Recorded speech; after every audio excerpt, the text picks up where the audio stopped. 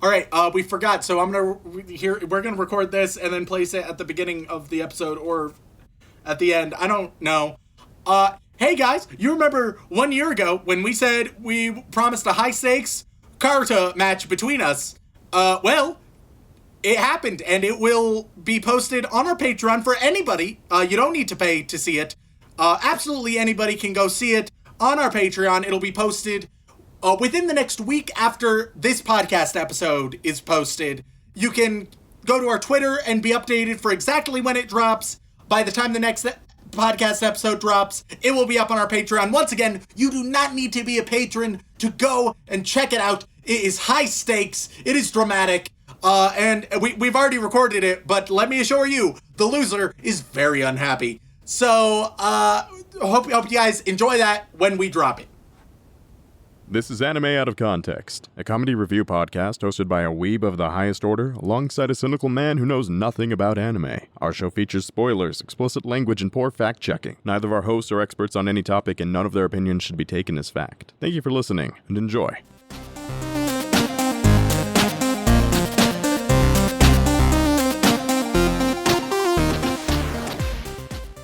Hello and welcome to Anime Out of Context, the show where I attempt to explain the sometimes weird, sometimes wonderful, but always hilarious world of anime. And I'm trapped with the ultimate Karen. I'm Sean Rollins. I'm Remington Chase. And I know you're not talking about me, Rem. No, just a little salty over our pre-banter over on our Patreon. Don't need to talk about it. Don't need to bemoan the topic too much. Sean, what are we doing this week? It's okay. Life can be cruel sometimes. Oh, fuck. But don't worry, Rem. We're not talking about the pre-banter anymore. We're talking about anime, your favorite. Yay. And Rem, this has been a long time coming. Yay. Oh, Rem. I mean, we're going to talk about something that you and I we would consider ourselves to be experts on. Oh, God. Are we experts on things now? I think so. We established it day one of the podcast that we were experts on it. Oh, shit. Oh, no. All right. So my mind immediately goes like, what did we jokingly say that we were experts on? Oh, fuck. I don't know. I don't got anything. Frequently, I'm told that I've said something on the podcast. I have no memory of it, so I am clueless. I mean, there was that one time that Dylan edited a clip of the worst, it was a song, I forget, like Through the Fire and Flames cover ever, and people thought it was me singing, and I was like, did I do that? Yeah, it's just like, who knows? We have no idea what we say on this podcast. So I don't know what we are self-proclaimed experts on, but I am eagerly awaiting to find out. Well, I mean, it's just amazing that we haven't covered a show with a similar topic up to this point, honestly. We've gotten close, but we've never done anything that's, on the nose what this is about. Oh, yes, of course. Because, Rem, you and I, we like to think of ourselves as pretty well read in literature, right? Oh, decently so, I'd say. Yeah. And what's everybody's favorite fantasy literature when they were young and don't pay attention to Twitter? Okay. Are we going good old Harry Potter? That's what we're doing. Harry Potter, the podcast's favorite anime. Yes, Rem. We are doing a Harry Potter-esque anime because, after all, Harry Potter is our favorite anime. Hell yeah, brother. Okay. We haven't said it for a while, but we just want to reiterate the truth. It's the longest running joke on the podcast. Scratch that, not a joke, just the truth. Just a fact. Yeah, exactly. So and it's not a joke because it's not particularly funny. I mean, if it was funny, then we could call it a joke, but it's just kind of a thing we say. If that's the criteria, Sean, that rules out, I think, every episode of our podcast beyond Corey in the House, which is a comedic masterpiece. But look, I feel like the goofs left the building as soon as you said Corey in the House. I feel like that's what ruined it for us. So what is this weeby Harry Potter that you speak of, Sean? So the weird thing is, Remington, believe it or not, there are so many fucking Harry Potter clone animes out there. Oh, okay. So I imagine some are more blatant than others in This is true. This is true. All right, how blatant are we going? On a scale from absolute knockoff to I see the resemblance. Where on this line are we going? It's leaning more to I see the resemblance because I didn't want to just throw you in with orphan boy goes to school and learns about magic. Yay. Hold up, Sean. Are you telling me that we are going to get an anime protagonist who is not an orphan child? Well, I got my man. hopes up too high. It was Yeah, too. look, Do they at least give me have some one credit, parent man. left? I was trying to find an anime that, did some things differently. You can't have everything. You can't have everything. Sometimes there's a fly in your soup, so you don't eat the soup, but you get the rest of the steak, and it's fine. All right. Obviously, his parents are fucked. So what exactly is the story, Sean? So Remington, I wanted to do something super magical, so I found a title that just straight up screams, oh man, this is going to be a magical adventure, and was super, super duper excited. The show we're going to be talking about is Mahoka Koko no Retose. Damn it. I fucked it up. I fucked up the Japanese. Oh, such a rare occurrence to happen, Sean. I know. It's almost like I do it every single episode. God damn you, you stupid owl. All right, Make me learn the weeb speak. For the less Japanese inclined, what the fuck does that mean? It means the Irregular at Magic High School. Oh, okay. Really rolls off the tongue, don't it? Let me take a while to guess. Is this a light novel? Because it feels like a light novel title. Rem, you are learning. It's essentially just like how bad and detailed is the title. The worse and more detailed, more likely to be a light novel. Yeah, but that's fine. It's fine, Rem. The title may be a bust, but my plan was to get a super magical, awesome tale with mystery and wizards and all kinds of fun experiments, maybe some weird creatures. I can't wait to get into it. So the Irregular at Magic High School starts in the dawn of the 21st century. Wait a minute. Hello? Rem. Oh no. Here we fucking go. Okay, in my defense, Rem, I thought that a show called The Irregular at Magic High School would be very fantasy magic centric. Oh, but of course, yeah. Because what is Harry Potter if not an irregular kid at a magic high school? This would not be the first Harry Potter related mistake that we have made on the podcast, all of which I'm sure perfectly good faith mistake. Yes, this one, I mean, how could I be led astray? Looking at it, it looks, no, wait, is that a police baton? Oh no. Okay, hold on. Oh no. Okay, so Rem, I might have goofed. Oh fuck. But since we've already put it in the title, we might have to just go through with this one. All right. Okay. All right. Enough with the rigmarole, you son of a bitch. Get to a point. What is this actually? This ain't no fantastic wizard school. What is this? Just like a stripper school? Everyone's trying to just be sexy and lewd. What's going on here, Sean? Oh no. It's not an ecchi series. But here, let me just read you the synopsis that I completely caught me off guard.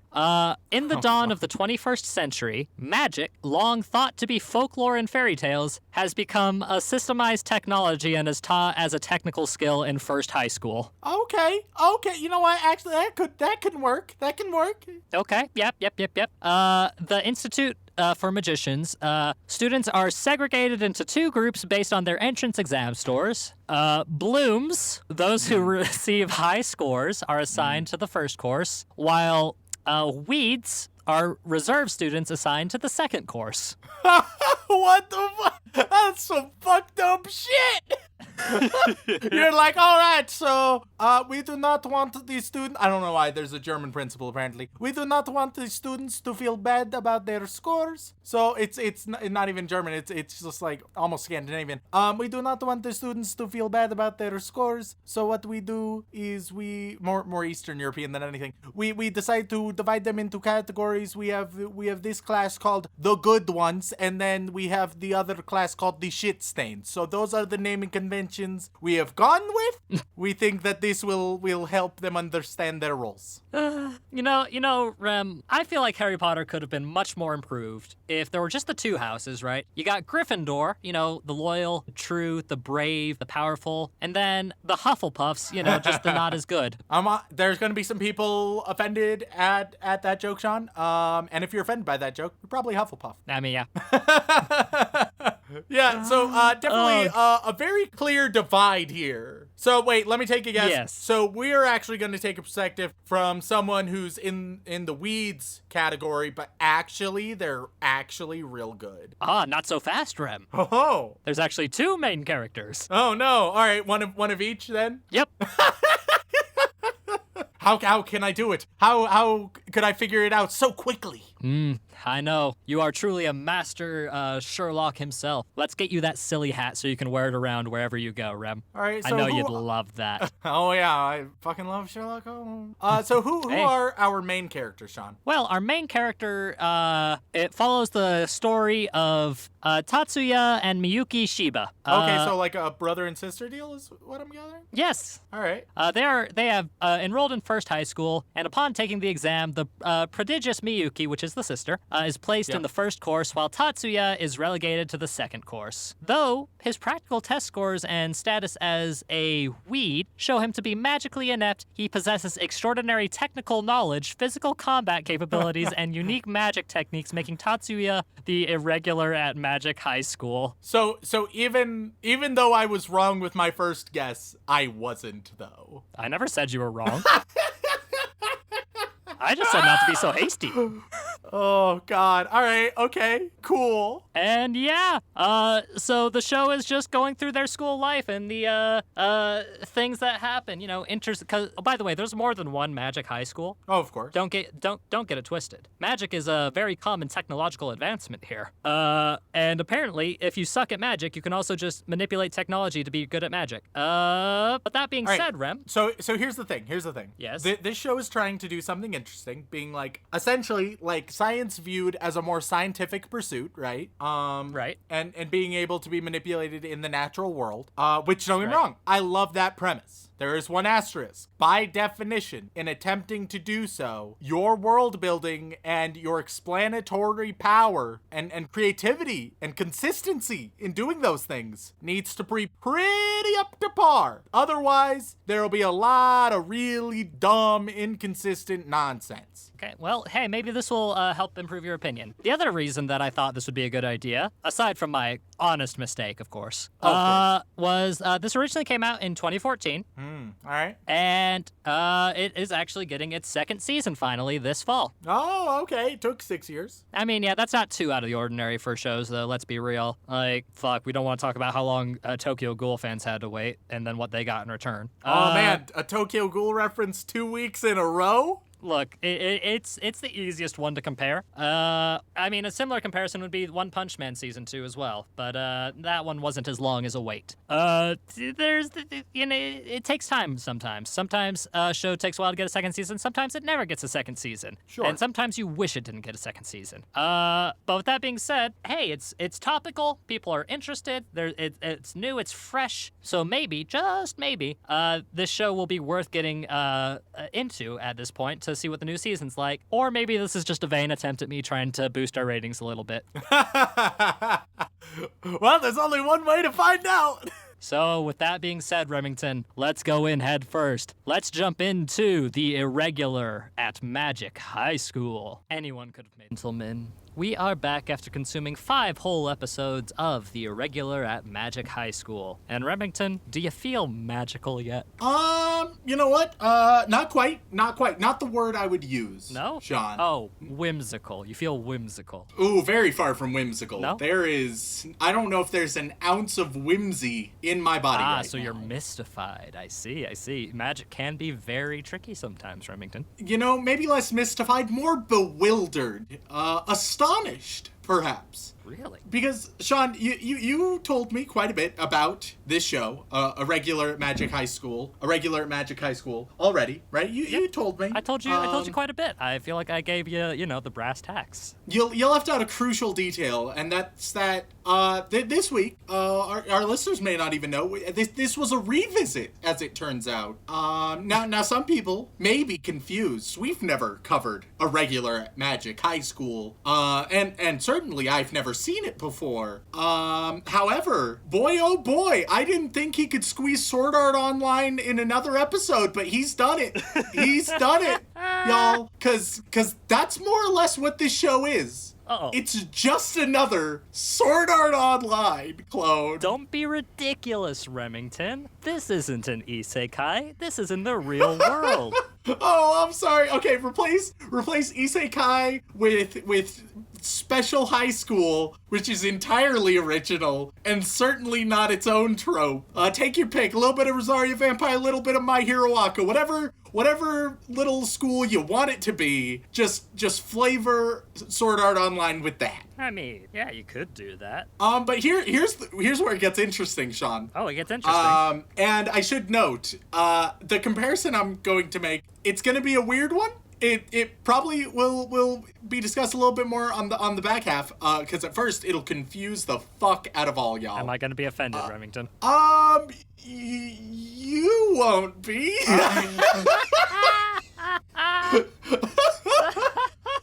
So, Irregular at Magic High School, it is, for the first 3 episodes, you have Sword Art Online mixed with whatever special high school you want, My Hero Academia, Rosaria Vampire, who cares, right? Mm-hmm. And then the 4th and the 5th episode that you had me watch, it's those things still, but then mixed with QAnon. Now... Hold on. Some of you may not know what QAnon is. It's a far-right conspiracy theory sort of cult thing going on. They're Nazis without the swastikas. If you don't know, then good for you. I'm not going to touch on that comparison yet. I'm going to wait until we get to episodes 4 and 5 to explain more about that. And if you're like, well, how the fuck does that belong here? No, that was my reaction too. I agree with the what the fuck nature of it all. As someone who's seen the whole series, I'm offended at myself for not making that comparison myself.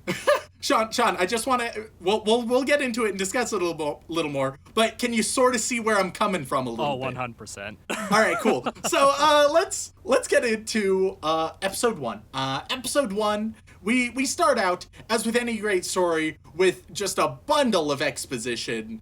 Just a whole lot of it talking about we're in the future. I think we're like towards the end of the 21st century or something. There was a 3rd World War. People harnessed magic. Cool. All right. Then we get a discussion between our brother and sister characters, and we get more exposition about them specifically. Yep, that would be, because you didn't get enough. That'd be Tatsuya and Miyuki. And I'll be honest, 10 seconds in seeing the brother and sister, I immediately wrote, are they gonna fuck? And, yeah, hey y'all, welcome. It's another sister fucking anime. Didn't expect that, did ya? No, yeah, it's in that category. Congratulations. I mean, to be fair, Rem, I told you it was about a brother and a sister, didn't I? You did, and I don't know why I didn't immediately assume. I should just automatically assume sibling incest whenever there are siblings, because the batting average is at least 60%. Maybe they don't go all the way, but there are at least going to be implications there. Hey, man, when there are siblings in good shows, there's no incest. Granted, I also, very early on in this first episode, I have this sort of potential guess that they have not confirmed nor denied. But for example, so they're in the same year of high school, right? Brother and sister. Right. And someone made a comment that's like, oh, you're like twins. And he's like, oh, no, yeah, but, like, I was born in March and she was born in April or something like that. Yep. Which, obviously, if you know how humans work, doesn't make any damn sense. Unless, and there's 2 guesses I have for this, Sean. Yeah. I'm already coming in early with the hot takes and strong predictions. Okay. A simple guess would be, like, they're cousins, like they mentioned an aunt at one point. Right. So, blah, blah, blah. So, they're cousins so instead siblings, of siblings. but not actually siblings. Yeah, which doesn't make it much better, I'll be honest. Nope. And you know what, okay, there's 2 more possibilities. One other possibility is that they're not actually siblings, rather he has been assigned as a protector of her that she may not even be aware of from their mafia family. Once again, a few of you are going to be very, very confused right now. We will get to it, I assure you. We will cover all of this. And then the third possibility is that he is just like a magic robot himself. So those are like the 3 possibilities that I see. Well, I mean, in increasing absurdity. I mean, they could actually just be twins, and we just got lied to our face, and they were like, one was born on the 31st of March, and the other was born at midnight on April 1st. They could. Oh God, I would hate. Oh no, that would. But why lie about that? I'm not saying that's what Why? they did. I'm just saying it's a possibility. All right. Anyway, so yeah, this is a sister fucking anime. There is sexual tension between them all the time. Half of their interactions are just him hanging out with a girl because the school is actually 90% girls. They don't say that explicitly, but that's what we can only deduce based on what we were shown in the show. And so he's hanging out with a girl or briefly chats with them, and then his sister is like, "Why the fuck were you chatting with Susie, you son of a bitch? Are you trying to get in her pants? I mean... Do you think she's prettier than I am?" Which is a weird thing for a sister to do. Really? Yeah. Anyway, but we'll get it more into their very strange dynamic. We briefly meet the student body president, cool. Then we move on, and there's an assembly where there's more exposition, and 2 more characters we meet up. There's Erica and, what's her name? Mizuki. Erica and Mizuki show up, and we get our first boob jiggle of the show because this show's horny as fuck. I mean, hey, it took a minute. And then they go home, and there's sexual tension between the brother and sister, and then they do martial arts, and we meet...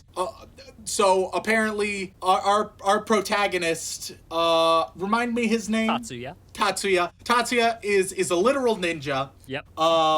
So by the way, guys, let me tell you a little bit about Tatsuya. Let me discuss Tatsuya for a brief moment. So as you discussed, John, he's a weed because he's super duper smart and he's like an amazing martial artist. He is unironically a ninja. And he knows everything there is to ever know and super perceptive. He's just a whiz, but he's a weed because he's not good at practical skills. Like he's bad at actually utilizing it. Except Sean, are you ready for the twist? Oh, what's he's the twist? Actually the single best ever at literally everything that's ever been done ever. Hold on, Rem. That can't be right. You see, he's just pretending to be shit very rarely, but most of the time he's actually just showing off how amazing he actually is. Like he's supposed to be hiding it. There are multiple moments where it's made clear that he's not supposed to show his true power. But then, most of the time, he's just showing off how amazing he is, and everyone's like, wow, he is ridiculously talented, which I would deem a failure of trying to hide it.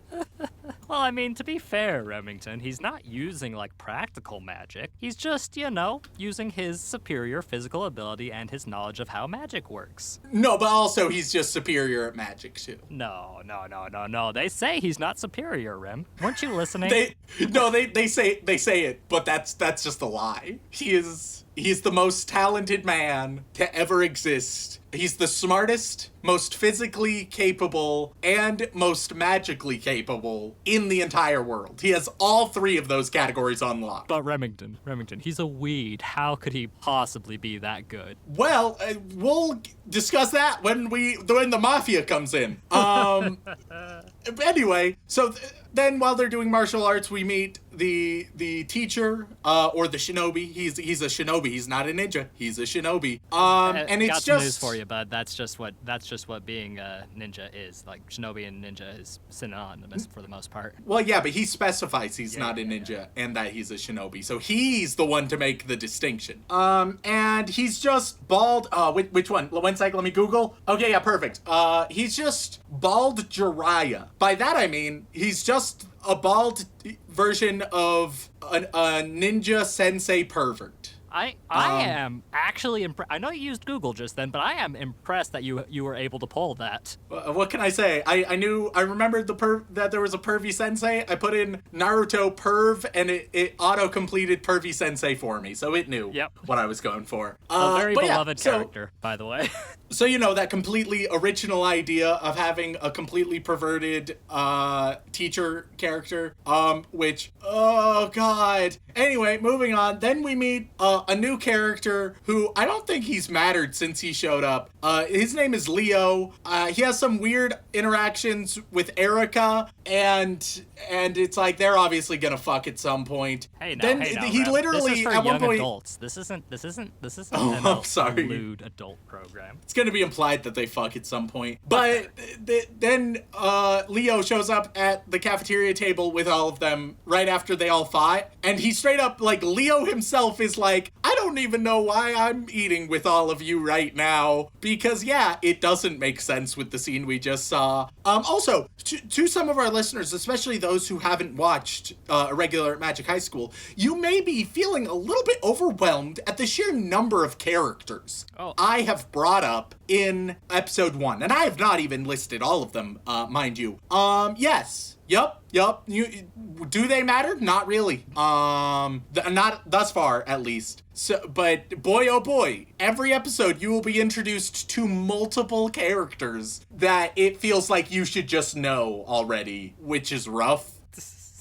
And then, because the nuance and subtlety are dead, when the sister tries to hang out with her brother, a bunch of the blooms are like, oh my god, why would you ever hang out with any weed ever, even if it's your brother? Clearly, no bloom in this school would ever do such a thing. How dare you? Because the show follows in the great tradition of you are either a main character or an irredeemable asshole, and that's it. Yay! What world building? So But fight. Rem. Oh yes, do explain. Truly, the Sean. people who understand persecution are the ones at the bottom. Oh, I cannot fucking wait to talk about persecution. What is it? Oh, episode 3. Put a pin on persecution until episode 3, where I will then rant to hell about it. Yeah, I don't know if that was the exact quote that he used, but it's pretty damn close. Yeah, it's gonna get a bit at the end of episode 3, and then episodes 4 and 5. Shit gets real weird. So just hold with me until then. So a fight breaks out between some blooms and our crew of weeds. Fortunately, it doesn't get too far because our bland bitch protagonist, he stops things because he's just so fucking talented and amazing at everything he fucking does. And then once that's all settled, right? Once they handle all of the little fight between them, the line they decide to end episode 1 with. Yes. And this is said like a dramatic, intense, here we go line. At this high school, you're either an honor student or an irregular. And then they roll the credits. They do the good old meme of, like the great example is, what are we, some kind of Suicide Squad? All right, roll credits. But like actually roll credits though. Actually, that's their line where they're like, fuck yeah, brother. Ain't that a good one? And like, also, Zack not Snyder really. can go fuck himself with his movies. I just had to bring that in. As a comic fan, I was the most angry I'd ever been was in the fucking recording of Suicide Squad. Ugh. And truly, I don't know, man. I'd probably prefer Suicide Squad over this anime. So that gives you at least these an are idea. characters I don't care about. Fair, reasonable. But yeah, so that's episode 1, entitled Enrollment Part 1. Now we get to episode 2, entitled Enrollment Part 2. I know, fucking riveting titles we got here. Yeah. Here, let me part the kimono a little bit for you and tell you why that is. Please do. So this is a light novel adaptation, as you so astutely pointed out early on. The first 26 episodes of this show, except for one of the books, is a adaptation of the first 7 light novels. Oh, God. So if I remember correctly, I think the first novel is in fact called Enrollment. Well, yep. So I could be wrong on that, but yeah, no, that's how. And then they just couldn't be bothered. Goes. Oh, perfect. Yeah. So every episode I saw today was entitled Enrollment. Yeah, and you didn't get to finish it, but that's because I didn't want to use a BS rule on this. No, which is fine, I assure you. So we get right back to just where we were. The fight is just ended. We get a barrage of jargon. And you know what? I'm getting deja vu. Feels like I've said this a billion fucking times every time we do a shonen or an isekai or anything with any magic system ever. Jargon does not equate to world building. Not how that works. Not at all how any of that works. Simply introducing terms and then trying to explain them, but not really doing so. That's not what world building is at all. Especially, Sean, in part 1, you talked about how this show attempts to use magic in a scientific way, right, Sean? I mean, I did say that, yes. And I said that that's an interesting idea, but one thing I brought up is that what will be key is how they attempt to explain it, because if they do an interesting job, then it will be very, very tremendous. Otherwise, I'm going to hold some scrutiny towards it and call it out on its bullshit. And here's me calling it out on its bullshit. A good example will come in our first duel of the show, and we'll get more into that. But needless to say, the explanations leave a lot to be desired. It's like if you had a science consultant for your anime, right? Mm-hmm. So that they could provide feedback, except instead of an actual scientist, you got Deepak Chopra. And it's like, I guess there's some science-y buzzwords there. But I'll be honest, I think you've just combined nonsense syllables together, trying to sound smart. So, and I've killed Sean with that, which is worth it. That caught me off guard. Okay. I'm on top of it with the references today, Sean. Irregular has awoken something within me. The spiteful referential energy you contain within. I'm basically, while watching the show, my mind wandered to, like, anything else. Yeah. But so we get more of the jargon, right? Then they all go. You don't want to talk about how the magic particles work? Oh, fuck no. Oh, God, no. They're scions and shit, and they oscillate sometimes. Who knows? Shrug. It really does not matter at all. We meet another character named Hanukkah. I don't remember them at all. I wrote down their name so I could remember their name. Morizaki, he's an asshole who tried to start a fight. I don't know, man. There's so many fucking characters. There's so many!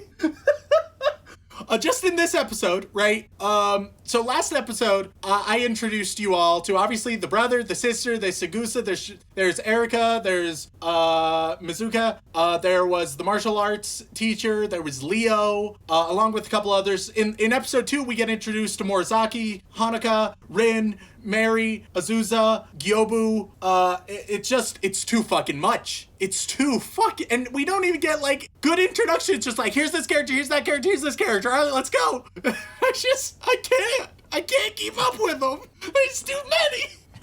There's too many one-dimensional pieces of cardboard around, and it's like you've taken a box and you've cut the box into different shapes of cardboard that are all the same bland bit of gray, and maybe on one of them I can briefly discern part of an Amazon logo, but the rest of them are all plain brown, and so I'm having a real hard time keeping up with who even matters. Oh, but come on, Ren. Don't you think Erika is best girl at least? Come on now. Oh, no, undeniably, Erika is best girl, and she's hardly been shown. Yep. She's hardly done anything, but she is undeniably the best character, because she's the only one I'd maybe want to see more of. Everyone else I've got a few websites that I can help you with that. No. You shut your whore mouth. Already she is one of the major pawns in our main character's harem, because this is a harem anime. He doesn't, like, fuck them all, but this is a harem anime. Anyway, so they're all walking and hanging out, and then as they're hanging out, which one is it? Oh yeah, no, it's during a meeting, I think. During a meeting with the student body council, right? Yep. Someone makes a comment that these siblings are more like lovers, tee-hee-hee. And then our bland bitch protagonist, he says, oh, but if only we weren't related by blood, I'd want her as my lover. And then he's like, but just joking, y'all. It's just a joke. But if you watch the show, it's not. I guarantee you. It's as much of a joke as you being like, hey, baby, do you want to fuck? Ooh, whoops. I meant, do you want to fucking hang out with me later? Haha. Unless, like, you want to fuck, then maybe. Haha. It's like, you're not fooling anybody, brother. Especially because, like, maybe one weird incest joke is fine. Maybe.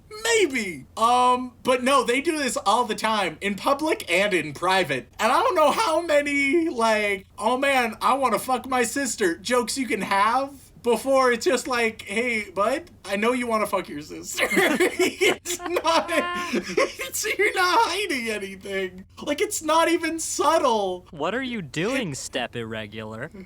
Oh, no. Oh, God. Oh, fuck. Oh, God. I'm hurting on the inside. Anyway, so the student body council wants the sister to be a part of it, because every year they get a first-year bloom as a representative. Cool. And they want her as the secretary. And then sister's like, but actually, what about my brother? He should be a part of it. And they're like, we can't have weeds in the council. It's against the rules. And the only way we could change that is by, like, holding a vote with the student body. But, like, also, at least half of the students are weeds. So I'm sure that would pass. Like, hold to the vote. Why has this not been done already? Also, why is the student body council in charge of every decision and there is no adults in the entire school? There's not a single adult anywhere to be found. No, wait, I'm sorry, there's one.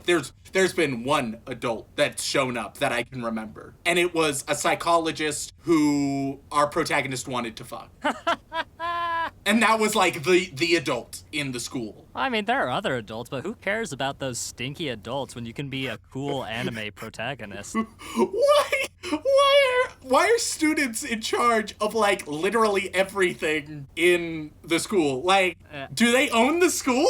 Is that how it works now? Goodness. I will say that the way student council works in most Japanese high schools compared to American ones, whereas American ones, it's very much it's like a thin veneer for, like, cheer squad and... Yeah, and, like, just, like, dance planning. Yeah, exactly. In a lot of Japanese high schools, the student council actually does actual, like, running and political stuff and work and organization. You know, it's an actual, like, political type of thing in the school. Well, yeah, and sure, and I can accept that. Neat, cool, give them some power. But don't give them literally all of the power, which in this show they have. Like, there ain't no principal in this school. They don't exist.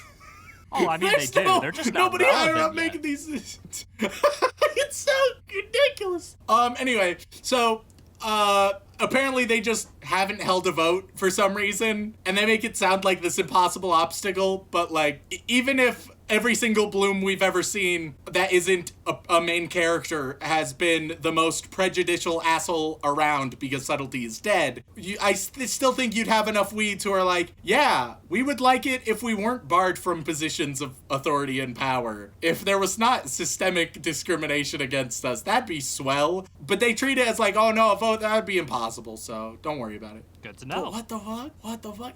Anyway, but then they're like, oh, but there's a spot on the disciplinary council that you can be on. The rules don't apply to that position for reasons. Don't worry about it. Don't think about it too much. And then he's like, I don't even know what I would be doing. And they're like, oh yes, we have not explained to you the rules of what you or your sister would be doing because the audience needs to hear it. And so we need a little bit of an exposition dump right now. So they give us the exposition dump. But we just had an exposition dump. Can't we just wait for, like, 2 minutes? Oh, no.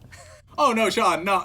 The only way information can come across in storytelling is exposition dumps. If you are not telling people exactly what is going on, while at the same time leaving a lot to be desired with those explanations, so that you spend too much time explaining and at the same point, I'm still confused most of the time, that's ideal storytelling right there. Just tell, but tell poorly. That's the good old writing phrase. So yeah, it's a little bit fucking weird. And then we meet the vice president. He's the only guy. Him and Leo are the only other guys that we've seen in this whole show so far. They're the only dudes. And the vice president, Gyobu, he is frustrated, presumably just that there's another dick in the room. Like, they don't even really try to explain it. Like, oh, he's a weed and a dude. So he's moving into a proper incel, I see. Yeah, yep. And so Gyobu is like, he has some edgy bullshit lines, and eventually he's like, oh, I'm way better than you, weed. And so they challenge each other to a fight. A nice non-lethal fight. With magic. with good old magic. And so, all right, I'm gonna describe the battle, all right? Okay, I'm excited. So our protagonist... We're getting some first of all... Yeah, so Gyobu, he has his little magic gauntlet, and he's ready, right? Excuse me, Rem. They're called CADs. Oh yes, he has his little CAD on it, little CAD bracelet. Meanwhile, you want to know what protagonist's CAD is? Oh man, I bet it's something really elaborate, like a watch, or maybe it's something really cool, like I don't know, a book, a staff. That'd be cool. One guy got a bracelet. Protagonist, he just brings a gun. And like, we're to assume that it's a magic gun, but it is straight up just a gun, and nobody cares. It looks like something ripped out of Blade Runner, but with all the edges sanded off. Yeah. So they get ready, and when we see Gyobu, he comes up with a plan that he's gonna quickly beat our protagonist. But remember, our protagonist is the best at everything ever. So as soon as the match starts, oh yes, so the match starts, and our protagonist, he ninjutsu teleports behind Gyobu and shoots him in the spine. And that's the fight, and Gyobu's down, and that's that's the fight. Oh, fuck. It could have been a lot worse, Rem. They could have, like, teased the fight and then ended the episode right before it happened. What? You know, they coulda. Instead, they went with straight up the meme, like, you John, you know the anime meme. Good old made fun of a bunch. Nothing personal, kid. Yep. It's that. It's literally that. But instead of a sword, it's a gun.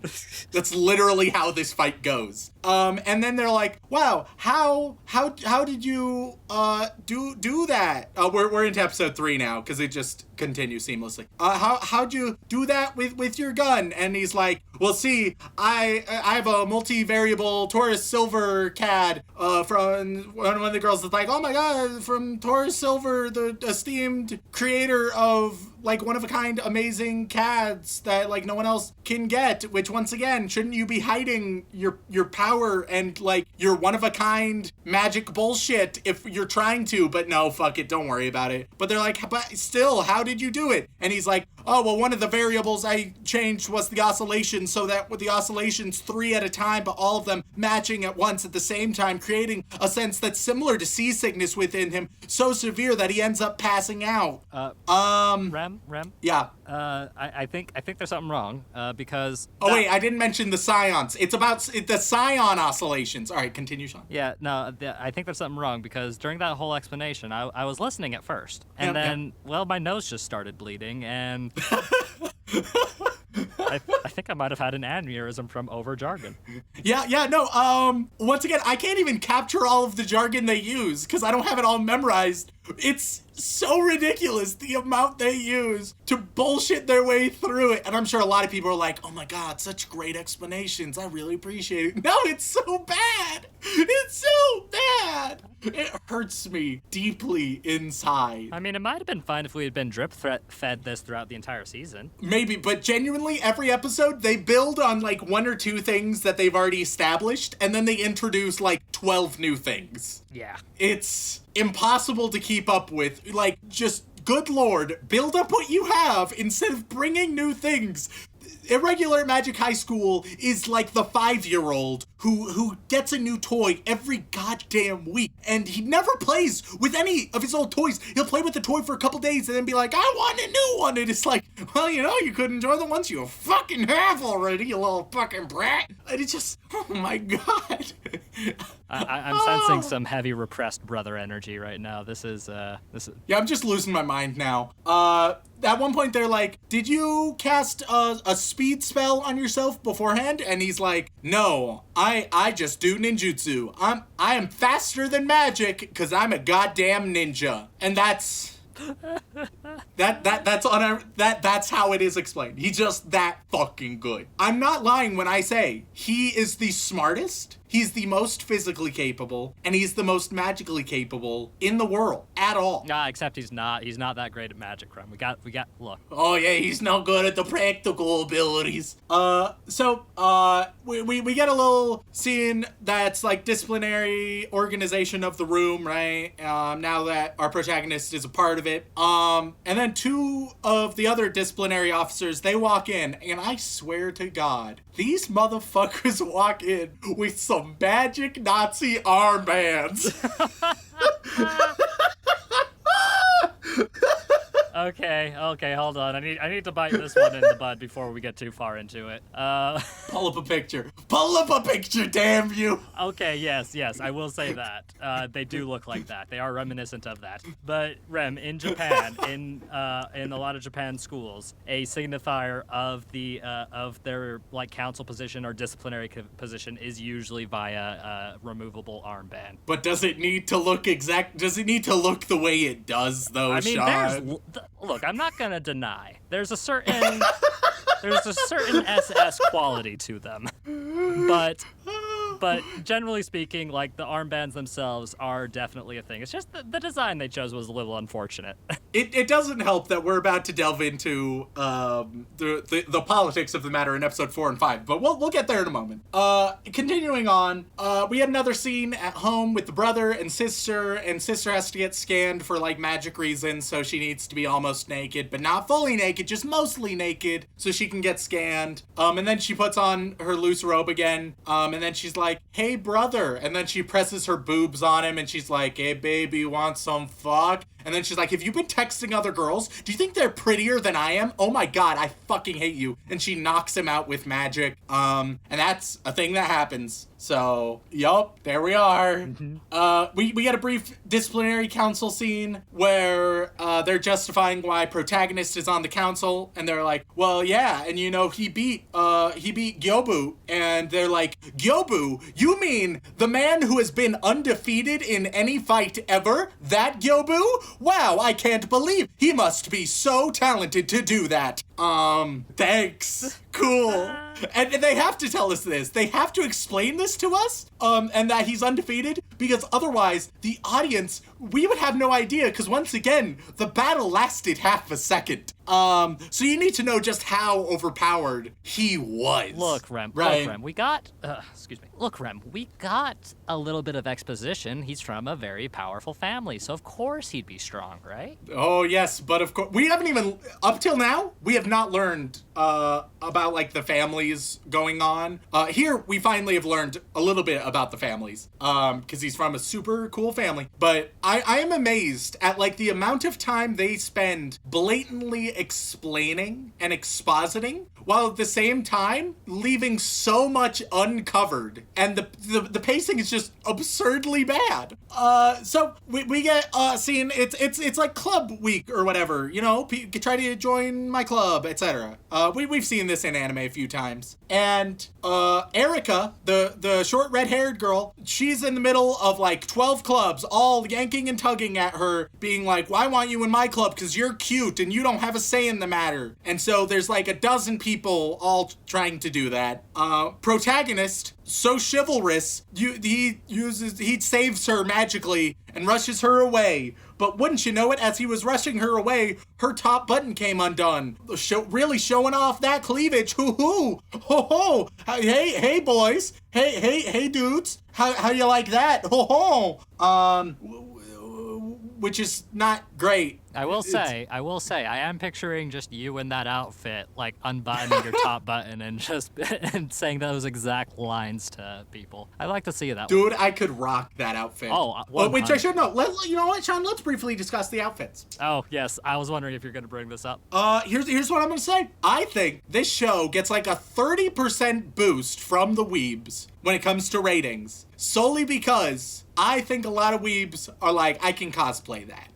I can cosplay that. It seems simple enough while looking distinct enough, right? It has that nice mix of factors that makes it a good cosplay. And so weebs are gonna rank it just a little bit higher for that. I mean, you're not wrong. Yeah, see? Like, I'm getting into the psyche of the weebs. Like, it's very distinct and identifiable from a distance, and also very easy to mass produce in cheap Chinese cosplay shops. Oh, fuck. We gotta save our politics talk, Sean. We're not even to episode 4 yet. We gotta save it. I mean, that's not politics. That's just kind of how things go. You haven't tried to buy a cosplay before, Rem. It can be a bit sketch.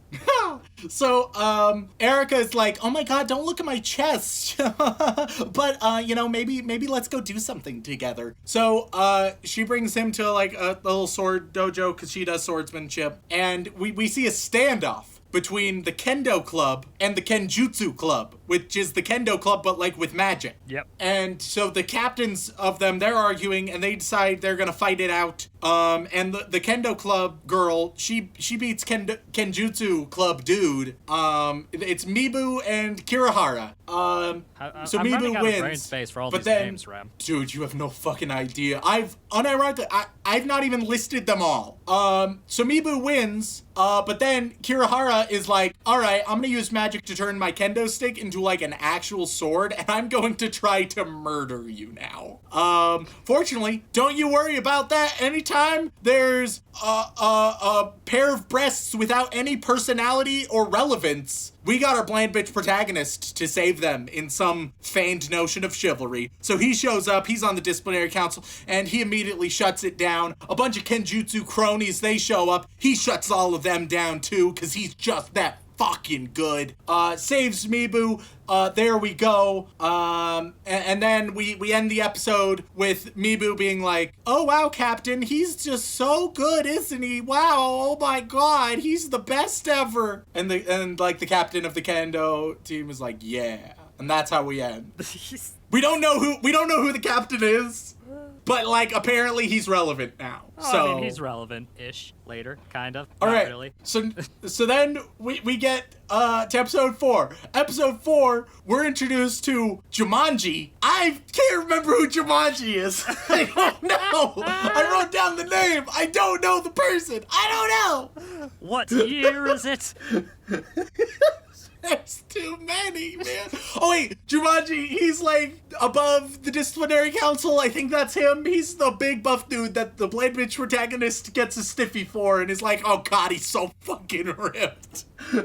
I mean, to be fair, have you seen those muscles? They're quite good muscles. So then they go to the diner. Sister gets jealous because so all of the sister's character is getting jealous. They mentioned, like, she's super talented at magic, too. She just freezes things when she gets really, really jealous of girls with his brother because she wants to fuck him really, really bad. Look, Frozen was her favorite movie growing up. You gotta cut her some slack.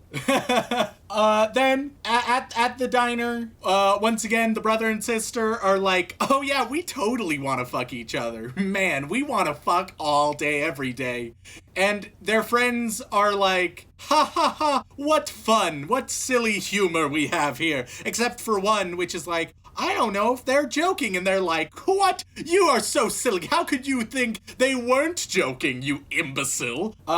But also, they're not joking. They want to fuck each other. So, you know. We get more bullshit explanations of different things. This time, it's about if you have two CADs, which are like magical resonators, then you can cancel out the spell of one thing by casting it on one and then canceling it on the other, and then it'll cancel their spell. Rem, I think my nose is bleeding this again, is Rem. something. My nose is bleeding again, This Rem. is something that like is military grade. Like the military, the world governments, they can't even do it. They can only do it in a general way with some very expensive and limited supply and tonight. I think there's some blood, some brain in it. Oh God, Rem. So but all our protagonists, he's better than the governments of the world. He's just that fucking smart, guys. Oh God, I'm feeling lightheaded.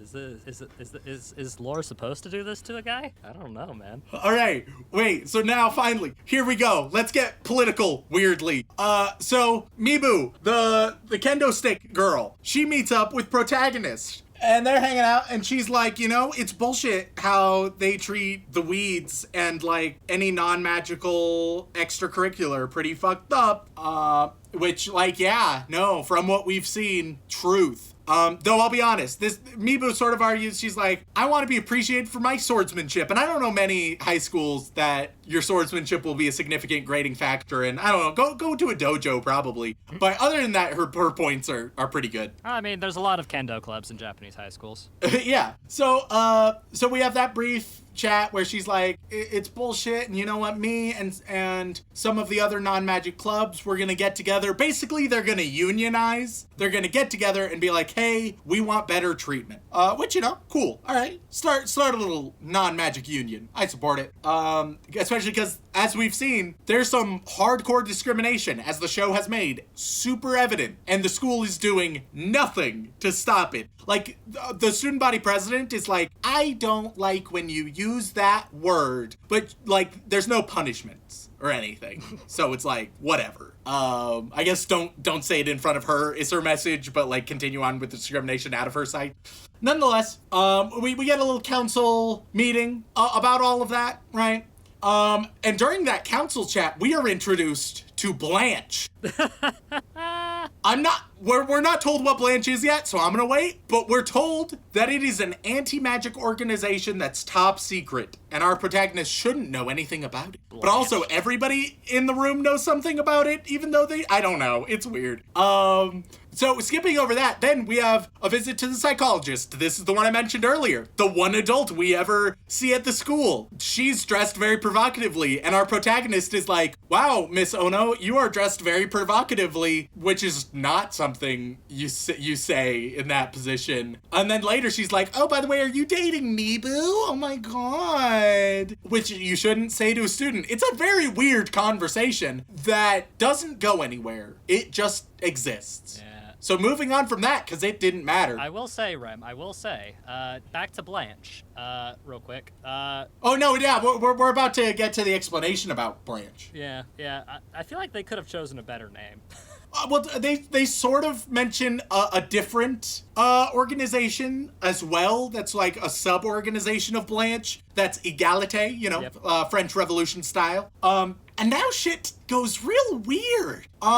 Because now the brother and sister are chatting, and they talk about how there is a conspiracy of a global anti-magic organization that seeks to make society crumble and be ruined completely so that it can be weak, and thus the 10 master clans can maybe take over or something like that. And in the 10 master clans, apparently their aunt is part of, and they are part of the Yotsuba clan, and they can't let anybody know about that. What?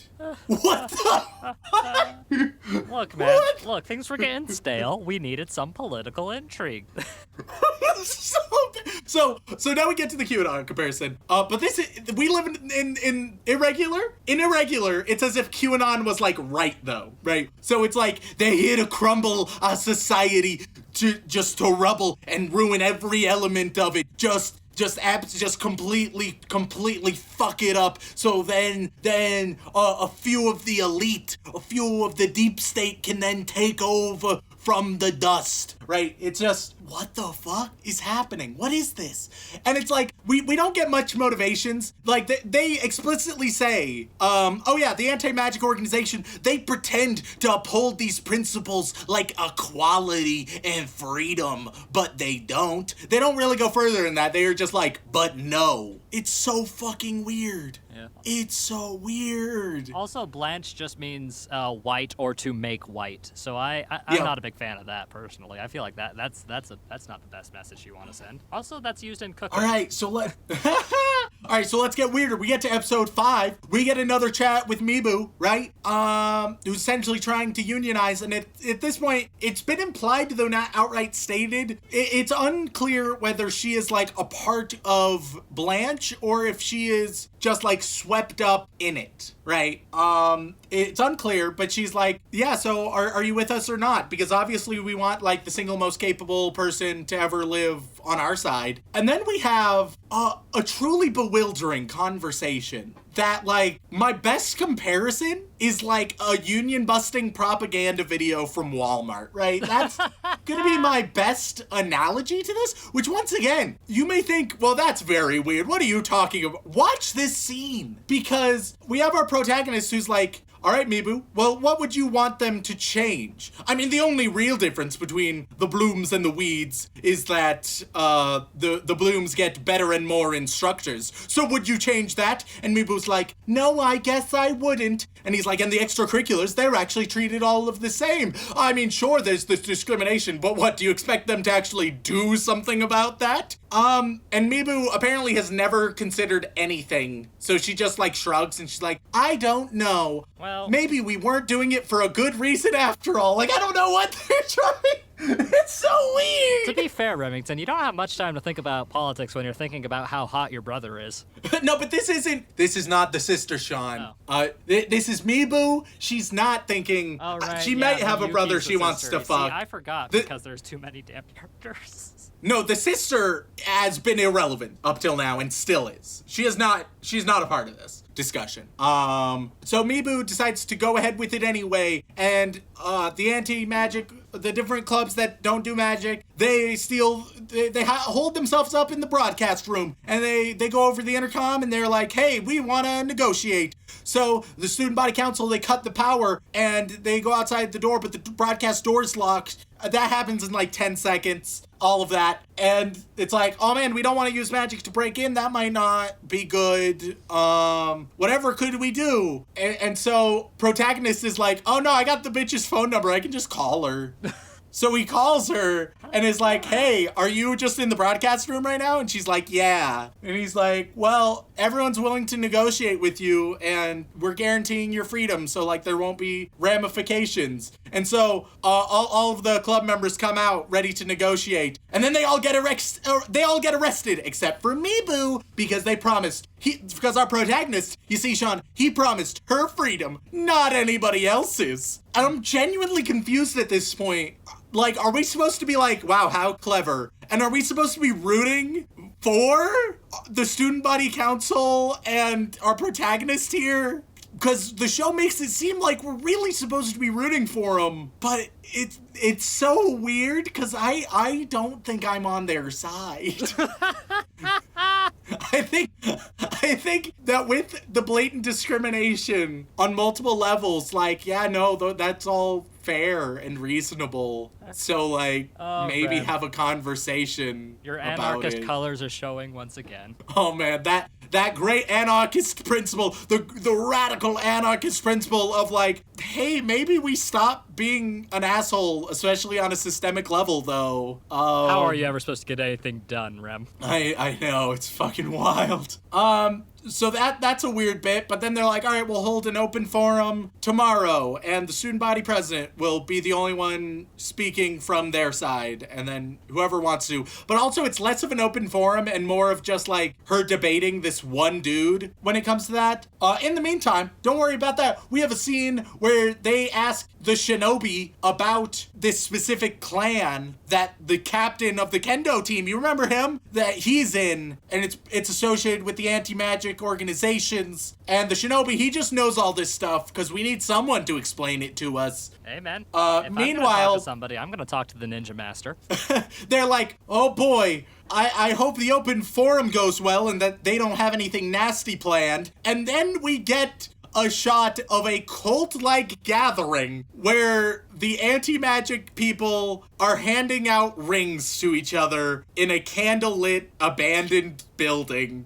Mm-hmm. Yep. And that's that scene. So finally, we get to the open forum. All right, you know, Sean, I like political shows, and because what I like is like the discussions. So we get to see interesting points on both sides. We don't get any of that in the open forum. Instead, we get one guy yelling just like, they're bad and treating us bad, and this is all bad, and like he doesn't clarify anything. Which is like, that's the best you could send. Have you guys not even like thought about this at all? Meanwhile, then you have the student body president. She goes up, right? She starts talking. And she's like, hey, so first of all, let's acknowledge there's discrimination going on. It does occur. Yeah. I mean, hey, that's a good step. And you know what? Hey, that's bad. So, I'll tell you, but she has this line, which it's a bit of this line could be interpreted, I'm not saying it was intended this way, but it can be interpreted in a very unsavory way. And it's just, the discrimination should not be fought with new discriminatory practices. Is that what they were arguing for? Is that, I'm sorry, it feels very similar to when, like, especially around the early 2000s, before gay marriage was legalized in America. And once again, sorry, this is getting political. This show got weirdly political. When gay marriage hadn't yet got legalized, right? And people were like, they're asking for special privileges. I don't think it's fair to combat it like this. And it's like, what are you talking about? It's just stop discriminating against them. That's it. What are you talking? What new discriminatory practice are you talking about, student body president? What are you talking about? No one is even in the straw man opponents that you've created, you've not had them espouse that position. What's going on? Look, but she continues on. Expect to vote. We can't have the weeds voting, god damn it. Maybe that's it. You know what? It would explain, like, maybe they can't hold the vote because, like, weeds just literally aren't allowed to vote on these issues. Who knows? I mean, it wasn't said, but maybe. That is actually a plot point.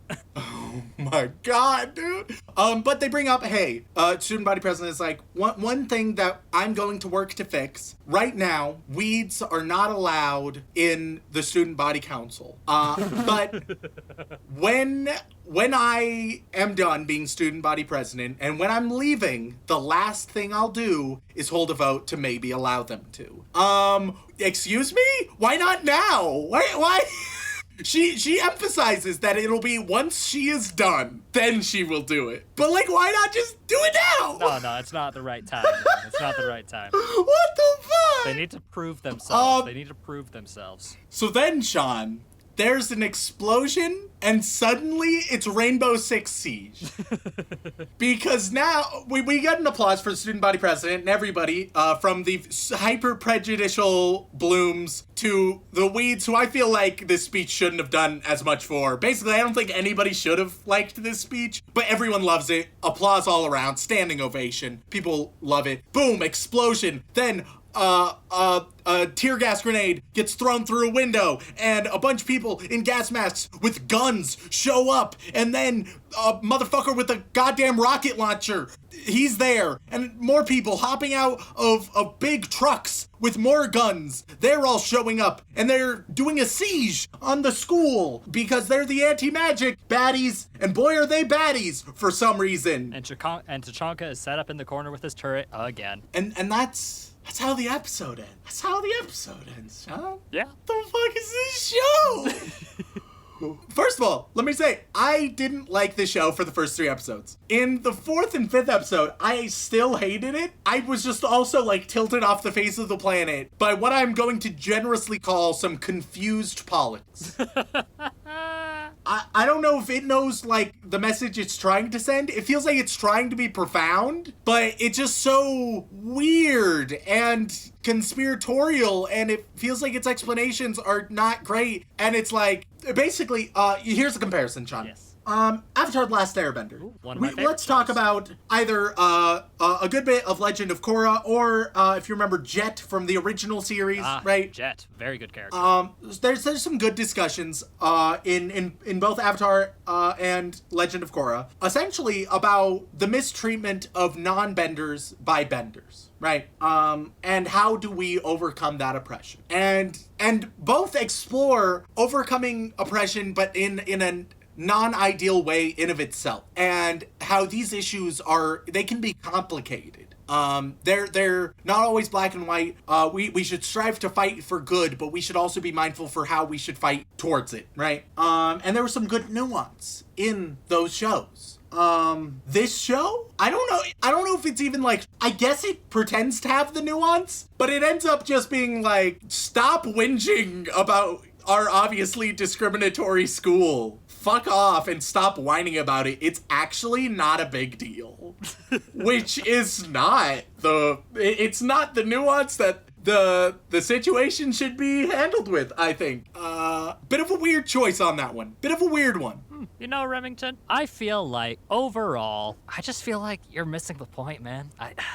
Clearly. Please, tell me what the point is, because I'm so fucking lost, John. Really, Rem, the point is to see how convoluted we can make things to distract from the fact that the brother and sister want to fuck each other. It's really what the show is. It's just, can we distract you for a moment or an episode from the fact that they want to fuck each other? Hey, wow, that was crazy and wacky. But they do want to fuck each other. Did you remember? Did we get you? All right. Look at this wacky stuff. Oh, but they want to fuck each other. Got you that time. You almost forgot. It's like, fucking got him. Get pranked. I mean, look, Rem, if I had told you that this was a very sister-centric show at the beginning, yeah, it might have changed your view on the whole series. I had to keep that part, purposefully away from you, Draw your own conclusions, I at one point wrote down, I think towards the end of episode 1, I wrote down, at least it's better than Sword Art Online, which is something. I don't even know if I agree with that anymore, man. I don't... Well... But here's the thing. This show, especially because it was from the Dark Ages, this show feels like it's weeb bait. I feel like the weebs are gonna hook into this shit. So if you had to take a guess then, Rem, what do you think the mouse score on this is? I don't think that it's 8. I do think it's over 7.5. So that's the range. Okay. I'm gonna put it in. Can you nail down a more specific number? I guess I will, God. I'm feeling 7.7, but I can't bring myself to say that, so I'm sticking to my lowest in that range and saying 7.5. So either way, you'll be disappointed. Fuck. Well, Rem, the first season of Irregular at Magic High School, currently, with about, 700,000 votes. My God. Is currently sitting at 7.57. Oh, okay. Still higher, way higher than it should be, but I got it pretty well correct. Well, where would you put it, Rem? All right, with 5 being a perfectly neutral show, I would put it at, I think, 2.5. Oh, God, I can't wait to get the emails about this one. Especially since... This shit is so bad. Because, like I said, Rem, it does have a second season that is airing right now. Oh, fuck. I don't... And there are people out there who are going to be standing for this one super hard. Oh, dude, I fucking can't. I can't do it. But hey, Rem, you only had to watch 5 episodes of it, so isn't that a saving grace? 5 episodes too many. Oh, who knows, Rem? Maybe we'll come back someday. Maybe a little more context. I mean, after all, you compared it to Sword Art Online, and you've seen like a season and a half of Sword Art Online. You've only seen 5 episodes I would very much not like to see a season and a half of Irregular Magic High School, please and thank you. Oh, but Rem, this was very fun for me. I got to laugh quite a bit. All right, yep, time for the outro. Let's go. Thanks, guys. Thank y'all. Okay, Rem. We'll let other people decide if we come back to it. You know how to do that. But for now, Rem, I'd have to ask, any chance you want to go watch some more? No. No. God, no. You sure? You sure I was talking about this show? We could go watch some Irregular? You're gonna keep cutting me off? I don't want to hear it. I just want to die right now. I just want to die. But then, Rem, who will explain to me how the Scions work? Oh, fucking Scions. The Scions in the multivariable oscillations all meeting together at the same time. Fucking shit. Thank you all so much for tuning in. We really appreciate it. If you enjoyed all of our descent into madness, political or otherwise, then I have a few suggestions for you. First and foremost, you can leave a review on whatever platform you listen on, whether that be Apple Podcasts, Podbean, Stitcher, Spotify, or word of mouth is a great way to spread the word. And if you'd like to help us even more directly, we do have a Patreon, patreon.com/animeoutofcontext, where you can gain access to all kinds of lovely bonus content, as well as having the opportunity to hear Ram horribly mispronounce your name. Rem, who are we thanking this week? Well, of course, we would like to send our thank you to all of our bland bitch protagonists, as well as our magical girls, who we really appreciate. But moving on up, we reach the yandere waifu tier, who pop right behind us using their ninjutsu speed, shoot us right in the back with their scions, and nothing personal kid. On that list, we have Cheese Monkey, Sarah Birch, Kazu Morocco, Remington Chase, Hollywood stars and celebrities. What do they know? Do they know things? Let's find out. Hold on. Yes, there's one named Remington Chase. Don't worry about it. There's the amount of times my name shows up in our Patreon is alarming. Juliana, Salty Pretzel, Glenn Michael Dolan, Ross Palmer, Jacob Livingston, H. Wood, Farmer, how can a clam cram in a clean cream can weeb? Alexander Nasiensenyo, Remhub, Andrew Rowicki. I have the absolutely most astoundingly, astonishingly voluptuous 5-head in all existence. Matthew B, Devin McCutcheon, Sage Schiffner, Reverse Kismo, made adult film 2 men having cook-off with a cute dog, 2 girls, 1 pup. Oh, Jesus Christ. Sean Oni-chan, Daisuke. Ready to be Isekai, Kenneth Reed, Remington Merrill, Alexander from 17424, it's Australian, I swear, Apostle of the Church of Remington, Snap Snips, I'm a Barbie girl in a Barbie world, life in plastic, it's fantastic, you can brush my hair, undress me, and that's where it ends. Once again, it doesn't tell you there's a character limit, but there is. God damn it, they took my liver again. Bonesaw, Old Man Rom, Joshua Valls, Remington, It's Not a Man of Culture, Foxen Boy, The Booty Knight, Andrew Sinclair, Jax, Dark Swarm 713, Kim McCaffrey, Kim McCaffrey, there we go. There's more and more of you every week, good God, And y'all are getting creative, like... I've said it before, but I worry for, if you guys support anybody else, I worry for their sanity as well. Truly. Moving on, we get to the Boy Wizard tier. On the Boy Wizard tier, everyone's going to be getting an invention from Fred and George Weasley.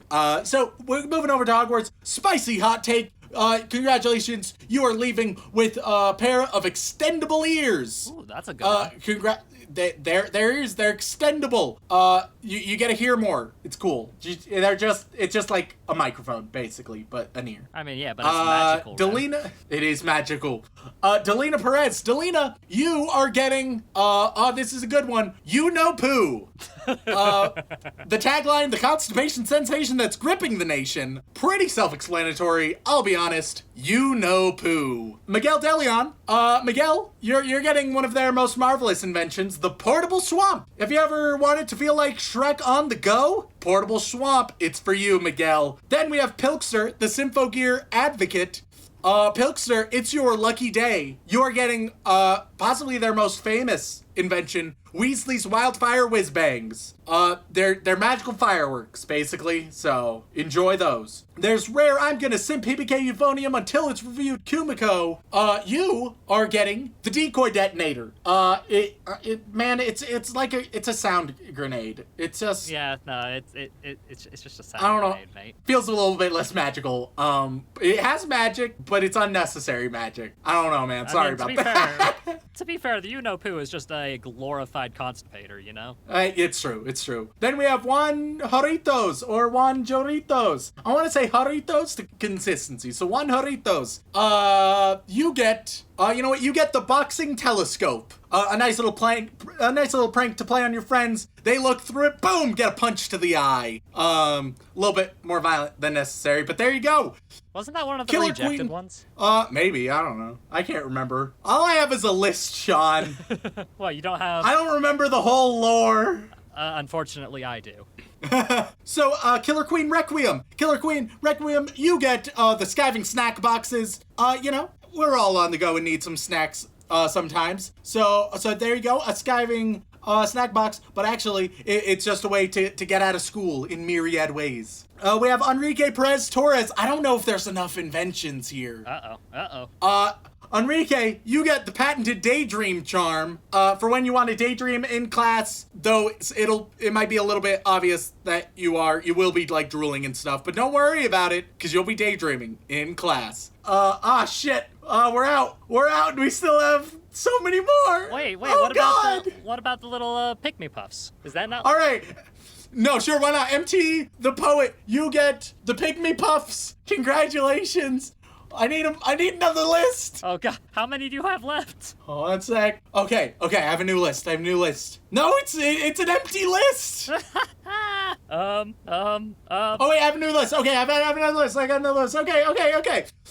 There, empty. You got the Pygmy Puffs. Tevin Pool. You get the edible dark mark. I forget what that is. I think it's literally just like a little dark mark that you can eat. Cool. Dedicated sadist, you get Peruvian instant darkness powder. You can tell it's high quality because it's Peruvian. Last but not least, we have Frack Me Mr. Peanut Butter. You get the Weasley's Wizard Wheezes. That's just the name of the store. You get the whole damn store, Frack Me Mr. Peanut Butter.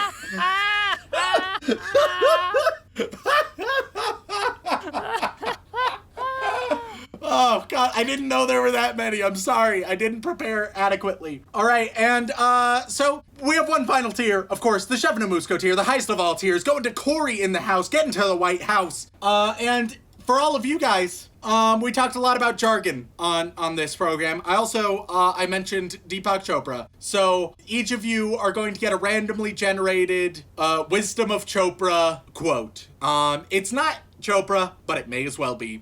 So each of you will get some wisdom. We start with Emoto Ayau Uwu, Waluigi, for life. And your wisdom is, nature regulates non-local success. So keep that in mind next time you go out. Then we go to harshly judges Rem for disliking coffee. I'm sorry, but hot chocolate is the superior hot drink over coffee and tea. When did we mention But nonetheless, I think it was a while. I think they might be going through our backlog, or we forgot what we said last week. I don't remember. That is definitely a possibility. Nonetheless, your piece of randomly generated Chopak wisdom is, interdependence is a reflection of intrinsic acceptance. Very deep, very meaningful. We have the Almighty Sinner. And Almighty Sinner, I just want you to know, the unexplainable comprehends the light of brains. Oh god, it's so pretentious. There's something. Deepak Chopra is not world building. Anyway, we get to Touchy Diplomat, all lowercase. All lowercase, you get matter constructs a jumble of self-knowledge. That one is the most comprehensible thus far, but still not great. We had Silk Inspector. What I've always wanted to tell you, frankly, is the soul unfolds through unique brightness. Your unique brightness is unfolding my soul as we speak. And last but not least, we have Touchy Diplomat remembers the school days he spent alone, capital T, Touchy Diplomat, of course, and your wisdom to leave this week, and keep it in mind, awareness is mirrored in existential force fields. So, that just take that with you everywhere you go. If I live, laugh, love, lost all the blood from etc. those aneurysms earlier, I'd probably be bleeding out of boredom as well. Nonetheless, if you guys would like to contact us, whether it's for a comment, question, feedback, or recommendation, you can either tweet us at AnimeConPod on Twitter, or send an email over onto animeoutofcontext@gmail.com. Once again, guys, thank you all so much for tuning in. Don't forget to love each other, and as always, especially when it's magical, don't fuck your sister.